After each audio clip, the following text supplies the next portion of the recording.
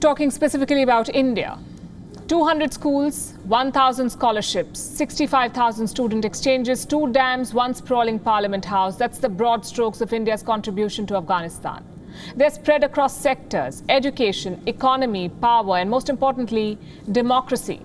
We are talking about prehistoric ties here, as old as the Indus Valley civilization. For the West, Afghanistan is a strategic goal, but for India, it is about helping an old friend. And no one knows how things will turn out. For 2 decades, foreign troops have lumbered in Afghanistan. It was the status quo. The civilian government had a godfather, and a powerful one at that. But once the troops leave, who takes charge? Who is India betting on? Well, New Delhi has excellent ties with the civilian government in Kabul, and they'll be hoping that this continues post-September 11, post the troop withdrawal. But the Taliban has other plans. They do not see themselves as stakeholders. The Taliban truly believes they are the government in waiting. And this is not good news for India. In fact, it's not good news for the world.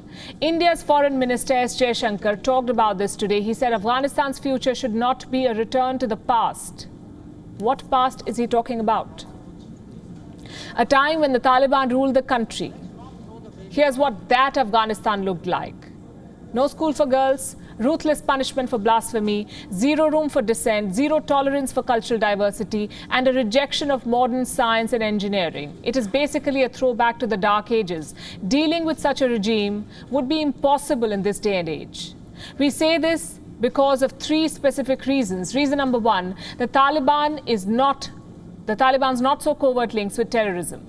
India does not need another terror launchpad in the region. This was the case before 9/11, but have the Taliban changed in the past 20 years? They've promised to not fund terror groups, but looking at the recent uptick in violence, that's hard to believe. Reason number 2, a growing Pakistani shadow. It is no secret that Islamabad funds and trains Taliban fighters. They were more than happy to walk terrorists over to Pakistan in 1999. This was after the hijacking of Indian Airlines flight IC-814. We all know that story. Until now, these links were secret. But if the Taliban takes power, they will become open diplomatic engagements. The bottom line is this: India cannot afford to have a Pak proxy in Kabul. And reason number 3, the risk to India's economic interests. New Delhi has way too much to lose here. It has invested more than $3 billion in Afghanistan. That's 400 projects in all 34 provinces of the country. Dams, schools, hospitals, clinics. Some of these installations have been attacked by Taliban proxies. The US presence was like an insurance for Indian interests. With that gone, these mega projects are vulnerable to attacks. So what are India's options? How can New Delhi cultivate Kabul as a reliable and stable partner? Well, history has some clues. Before 9/11, Afghanistan was the Wild West. The United States never bothered to check the Taliban's rise. It was India, Iran, and Russia that kept the resistance alive. Now is the time, perhaps, to revive that axis. Russia is keen on a larger role, so is Iran, and both countries have warned the Taliban against cozying up to terrorists. So what should India do? Try and revive the great game. Not of competition, but of cooperation. India has enough diplomatic leverage with both Russia and Iran, and it must exercise this leverage. If India cannot be the sole player in Afghanistan, it must aim to be the most influential one. But this might put New Delhi at odds with Washington, because both Iran and Russia are sworn enemies of America. Plus, Washington has a history of dumping regional allies. Just look at the Kurds in Syria. Will Afghanistan be any different? Joe Biden says he will hold the Taliban to their word. But without his troops, how powerful is Joe Biden? India cannot bank on a power thousands of miles away. It can be sure of one thing, though. If the Taliban takes over after America withdraws, Joe Biden will not have the high ground to criticize a Russia-Iran-India axis. A few years back, our discussion would have ended here. But there is a new player on the block. It is called China.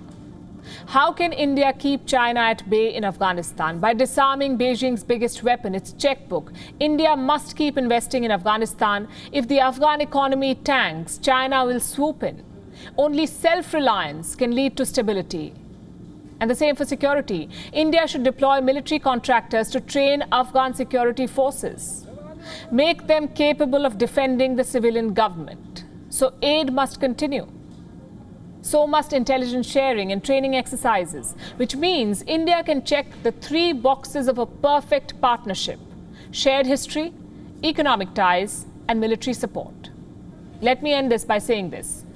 India is Afghanistan's best bet. New Delhi has always called for an Afghan-led and Afghan-controlled peace. It has never put a caveat on investments. But this is not a one-way show. Afghanistan is India's key to Central Asia.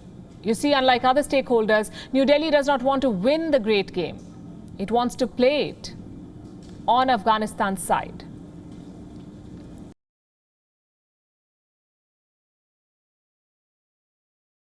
WION is now available in your country. Download the app now and get all the news on the move.